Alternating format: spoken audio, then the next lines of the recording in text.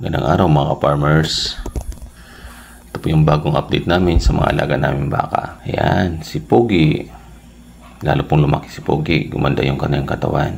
Gumanda yung kanyang forma. Hindi si Pungkan, si Beauty, si Puti, at saka si Talenga. Yung anak ni Puti ay consider na namin as ternera dahil nga po almost 1 year na siya. Saka yung mga anak nila Pungkan, Beauty at Talenga ay yearling na rin dahil almost 6 months na rin po sila.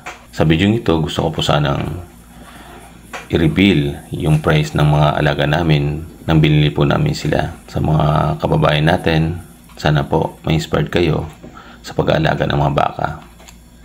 Sa mga OFW dyan, gusto po mag-invest or pumasok sa ganitong sistema ng farming, ay makapagbigay po sa inyo ng tips or kaalaman ang aking experience sa pag-aalaga ng baka. Kami po, kasama ko pong pamilya ko, ay nasa Maynila na rin. Meron din kami pong trabaho, negosyo na inaasikaso po dito. Kaya po lahat po ng transaksyon ay katulong ko po ang aking mga magulang at ang aking kapatid sa pagbili ng mga baka. Una-una ko po dito nabili talaga si Puti. Siya yung unang-unang nabili ko sa pinsan ko. Nabili ko po siya dati ng 45,000. Yan. Pero ngayon, meron na siyang tinday.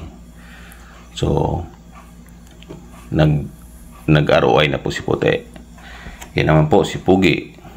Nabili ko po siya dati ng 58,000. So, yan po yung dati niyang picture or video. Yan.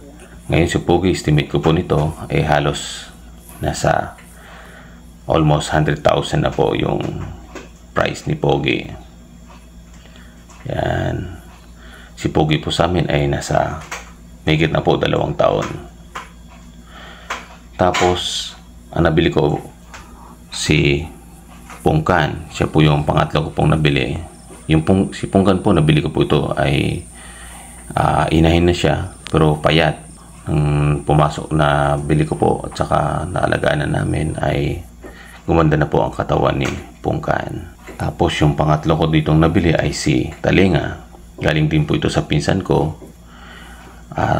Nabili ko siya as ternera, tawag nito, ternera na rin. Nabili ko po siya ng 35,000 doon sa pinsan ko. Ngayon po si Talenga ay meron na rin pong tinday. So nag-ROI na rin si Talenga. Tapos panglima ko pong nabili ay si Beauty. Si Beauty po nabili ko po ng 35,000. Ngayon meron na rin po siyang tinday. Ang pagbabaka po kasi talagang magandang investment to. Sa aking opinion lang or sa aking pananaw is mas maganda po talaga siyang i-invest sa pagbabaka yung ating naipon or pinaghirapang pera kaysa po ilaan natin sa bangko. Malaki po yung nagiging ROI dito. Yun lang po, meron nga rin po kailangan lang talaga siyang maalagaan ng maayos dahil nga po sa farm, katulad ng sistema namin na sa wild ng pumbaka, ay marami rin po na encounter kaming dapat po na bibigyan pansin. Katulad po ng mga sugat, kailangan po talaga dapat nagagamot din po agad. So kung mayroon silang mga sugat katulad nito, nasa wild sila, mahirap po silang gamutin dahil nga po medyo mailap po sila. Saka kailangan din